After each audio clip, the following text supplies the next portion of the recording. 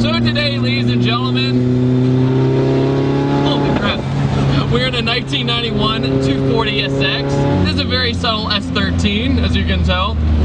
Recently, a huge car event just happened called H2O, and you might have seen this car there. It belongs to my buddy Josh, and it's also known as the Tanked Out 240. You might have seen it doing a lot of burnouts. I mean, a lot of burnouts at H2O. It's an SR20 with the stock turbo setup, but with that, it has a stupidly loud $50 exhaust off Craigslist.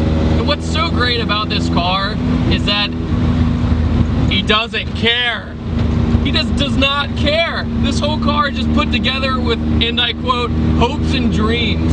Everything about this car is put together with like zip ties and just winging it, just winging everything.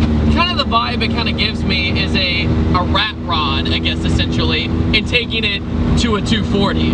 It has offensive stickers all over it, if you get butthurt by that sort of thing. Inside, it's held together with license plates, and it's just contradictory because everything in here is just thrown together, and yet this wheel is super nice. The wheel is crooked because the tie rod broke, but who cares? It's driving anyway. It's just a crooked steering wheel. Speedometer doesn't work, but that's what we have a Garmin for. And it has a welded diff, so when you're going around corners, you feel it kind of jitter just a little bit. But a welded diff in a 240, it's almost like a mandatory thing to do. It's just one of those things you just expect it to be, especially in the S13.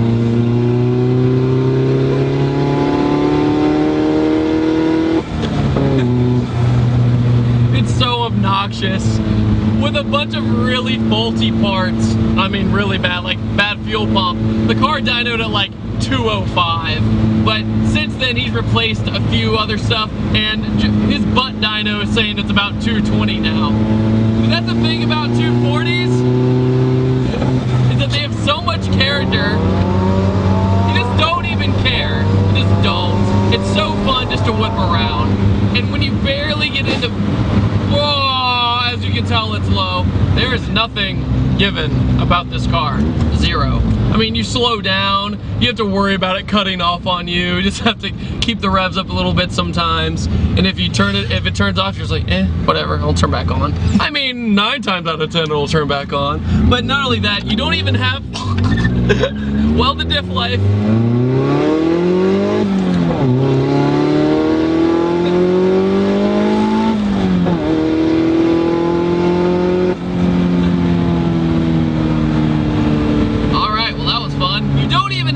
Front bumper, but technically I guess you could say it has something. You have an obnoxious big wing on the back, which totally deters all your visibility, but it has no AC, no power steering, no anything that's needed really, but you just don't care, once again. It also has the most stereotypical blow-off valve noise of all time. You barely get into boost. I'll slow down for a second, downshift, and over and over. We can do that all day long.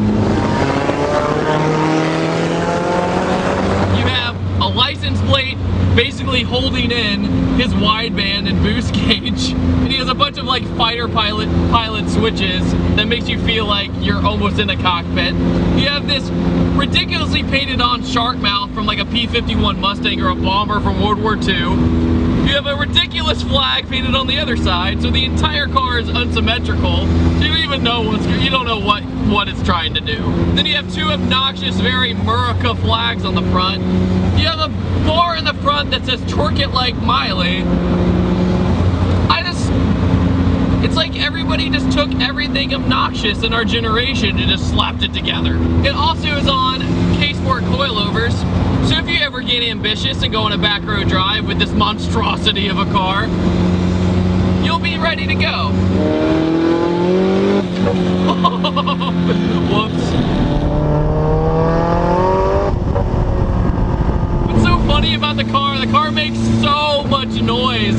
When you get on it, you're expecting yourself to get thrown back into the seat, and you're just like, oh, okay, we're going. It also has a stage 2 clutch, and with that, the stock trans and the stock flywheel And with doing all the burnouts, say at H2O for example, the clutch is kind of iffy. He dumped it so many times that he's like, oh, whatever, YOLO. The tire in the back of this car is a 195 Falcon, and surprisingly, even after all the punishment he put it through at H2O, they're still hooking. Don't ask me how, but with the weather conditions being how they are today, it's still pretty slick outside. What's funny is this car is basically completely gutted. Actually, not basically, it is gutted. But it's funny because you look in the back and you see his little mascot, the back is stuffed animal, and then you just see a big old sub in your rearview mirror. It's like weight reduction, except I need my base. Oh, Pixie, you're such my co-pilot. Talk back to me! Say something! Get in the back. Tranny does grind a lot, but who cares? I feel like when you drive this car around, you just don't care about anything. It's a vibe where you're just like, yeah, my car's obnoxious, yeah, my car has offensive stickers all over it, yeah, whatever, take it how you want, but I'm driving it and I'm having a good time. So since the car doesn't have AC or heat, Josh decided I'm gonna use my little air vents for speakers instead. So it was a perfect opportunity. What's pretty awesome about this car as well is that it was bought as a shell. That's all it was. And at the time, Josh had his license suspended. And he's like, well, I don't have money for anything else, so I might as well just dump it into something I can do and make cool. So now this is the result of that. Even though the trans does kind of lock you out or grind sometimes, it's actually pretty easy to shift. I mean, yeah, every once in a while, you'll bounce out of it and just have to force it right back in. But other than that, if you're just kind of cruising around, it's actually a nice throw. It's a B&M short shifter, so honestly, it's not bad. Everywhere you go with this car, you are breaking necks. Maybe for the good, or maybe for the bad, but who cares, you're doing it. All right, so burn out to 240.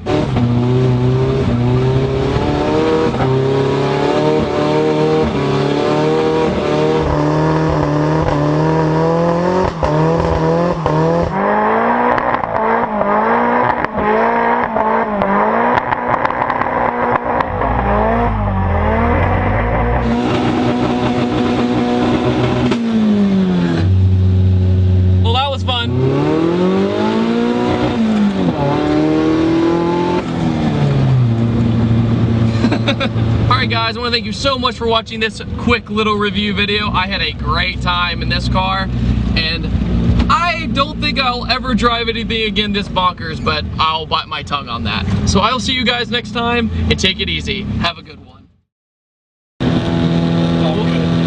Oh, school bus.